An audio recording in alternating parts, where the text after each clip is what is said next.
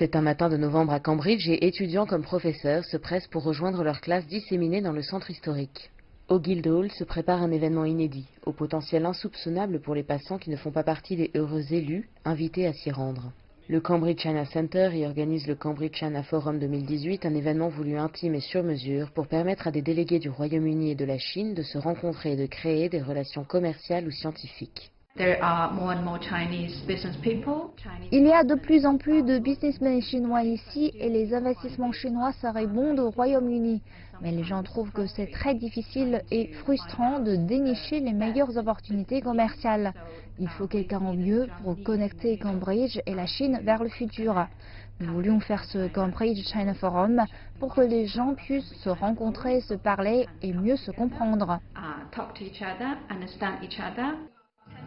Jin Zhaoli a créé le centre pour initier des passerelles basées sur la qualité de la recherche et de l'innovation produite à Cambridge, une ville connue dans le monde entier pour ses universités historiques et la qualité de son enseignement.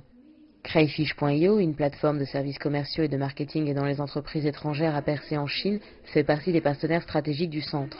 Tin Zhang, PDG de la société, a soutenu l'initiative du forum dès le départ, y voyant une opportunité d'ouvrir le marché chinois aux entreprises et aux centres de recherche anglais.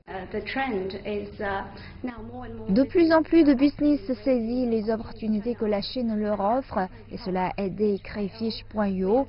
Nous voyons de plus en plus de PME utiliser notre plateforme pour trouver des experts chinois et des sociétés chinoises ont commencé à l'utiliser pour trouver des partenaires commerciaux au Royaume-Uni. Le Cambridge China Forum est une excellente occasion pour les Britanniques comme pour les Chinois de partager leurs expériences de collaboration.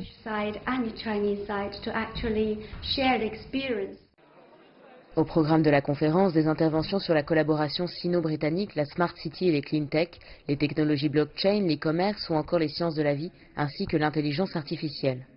Steve Marsh, fondateur de la start-up britannique Geospoc, a créé un outil d'intelligence artificielle qui analyse la data, crée des visualisations et extrapole des scénarios avec une puissance inégalée.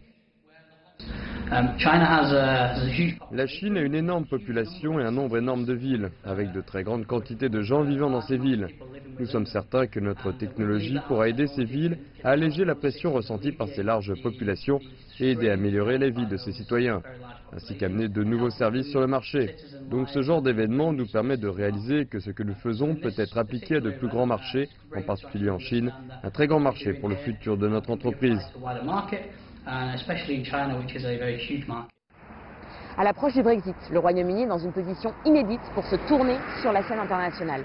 La Chine, qui connaît depuis des dizaines d'années une croissance économique sans précédent, a besoin aujourd'hui de s'associer avec des talents internationaux, comme ceux qui se trouvent à Cambridge, dans les centres de recherche et les universités.